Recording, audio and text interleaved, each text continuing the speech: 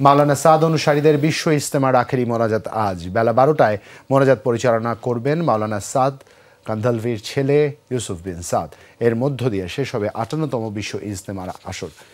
ফজরের নামাজের পর বয়ান করছেন ভারতের মুরসালিন, এর বাংলা তর্জমা করছেন মাওলানা ওসামা ইসলাম। খিত্তায় খিত্তায় চলছে ইমান আকিদার তালিম। মোনাজাতের আগে হেদায়েতের কথা বলবেন মাওলানা ইউসুফ বিন সাদ, যার তর্জমা করবেন মাওলানা মুনির বিন ইউসুফ। আখেরি মোনাজাত উপলক্ষে নিরাপত্তা নজরদারি বাড়িয়েছে গাজীপুর মেট্রোপলিটন পুলিশ। মোনাজাতে অংশগ্রহণকারী ও ইজতেমার শেষে বাড়ি ফেরা মুসল্লিদের যাতায়াত সুবিধার জন্য 8টি বিশেষ ট্রেনের ব্যবস্থা করেছে রেলওয়ে বিভাগ। এখন পর্যন্ত বিশ্ব ইজতেমা ময়দান থেকে 3 জনের মৃত্যুর খবর পাওয়া গেছে। মাওলানা সাদ অনুসারীদের ইজতেমায় যোগ দিয়েছেন 49 দেশের প্রায় 1,500 মুসল্লি। ইজতেমা ময়দানে রয়েছেন আমাদের সহকর্মী রাসেল আহমেদ, সরাসরি তার সাথে যুক্ত হচ্ছি। রাসেল, আখেরি মোনাজাত তো বেলা 12টায়, মোনাজাতে শরিক হতে মুসল্লিদের ভিড় কেমন দেখছেন এবং এই মুহূর্তে ময়দানের সার্বিক পরিস্থিতি একটু আমরা আপনার মাধ্যমে দর্শকদের জানাতে চাই।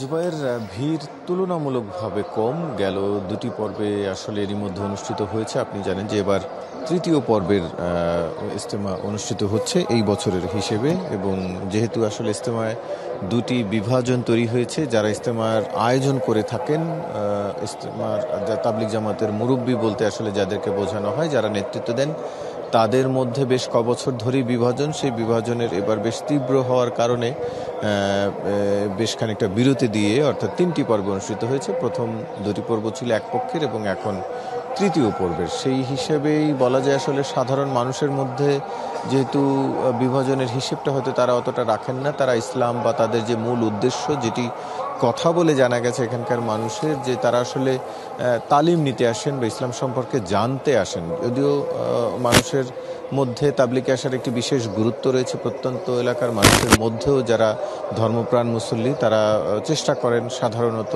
ইজতেমায় বছরের অন্তত একটিবার হলেও এসে যোগদান করতে। অন্যান্য দেশের সহ বিভিন্ন অঞ্চলের মানুষ এখানে জমায়েত হন এবং দেশি বিদেশি যারা মাওলানা রয়েছেন তারা বিভিন্ন ধরনের ওয়াজ করেন, তারা বিভিন্ন ধরনের তর্জমা করেন, ইসলামের বিভিন্ন দিকগুলো সম্পর্কে তারা বয়ান করেন এবং সেই দিকগুলো জেনে বুঝে মানুষ আরেকটু ইসলাম সম্পর্কে জানতে চান বা তাদের যে ঈমান এবং সেটিকে আরও শক্ত করতে চান, পাশাপাশি আমল যেন বাড়ানো যায়, সেটি হচ্ছে তাদের আসলে মূলত উদ্দেশ্য। তো বিভাজন যাই থাকুক না কেন, সাধারণ মানুষ সেখানে এসে যে যার মতো করে হয়তো অংশগ্রহণ করেন। যেহেতু প্রথম 2টি পর্বেই অনেক মানুষ এসছে আমরা দেখেছি, এবং সেই তুলনায় বেশ কিছুটা কম বলা যেতে পারে যে এই পর্বে রয়েছে মানুষের উপস্থিতি।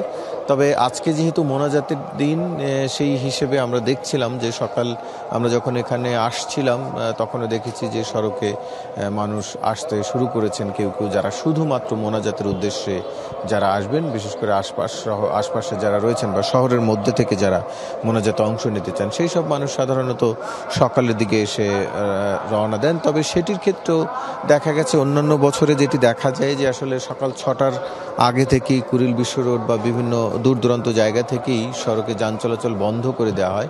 সেই অবস্থাটি আমি আজকে দেখিনি। সড়কে যান চলছে, অর্থাৎ মূল যে সড়ক সেখানে যান চলছে, তবে তার ফাঁকে ফাঁকে অনেক মানুষ আসছেন যানবাহনে, বিভিন্ন যানবাহনে, সেই চিত্রটি দেখেছি। সব মিলে বাকি তথ্য আপনি যেহেতু এরই মধ্যে আসলে দিয়েছেন যে বেলা 12টা নাগাদ মোনাজাত শুরু হওয়ার কথা রয়েছে, আমরা যতটুকু জানি এখন পর্যন্ত সেটি। এরপরে আর এখন পর্যন্ত নতুন করেও তথ্য আসেনি যে আগে বা পরে শুরু হতে পারে। এখন পর্যন্ত আমরা 12টার কথাই জেনেছি। শুরু হলে নিশ্চয়ই আমরা সেটিও জানানোর চেষ্টা করব। এছাড়া মানুষের যেটি ইচ্ছার কথা সেটি তো বললাম। জুবাইর, রাসেল, অসংখ্য ধন্যবাদ আপনাকে। আপনি থাকবেন নিশ্চয়ই ইজতেমা ময়দানে। আপনার মাধ্যমে দর্শকদের প্রতি ঘন্টার আপডেটে আমরা সর্বশেষ জানাবার চেষ্টা করব।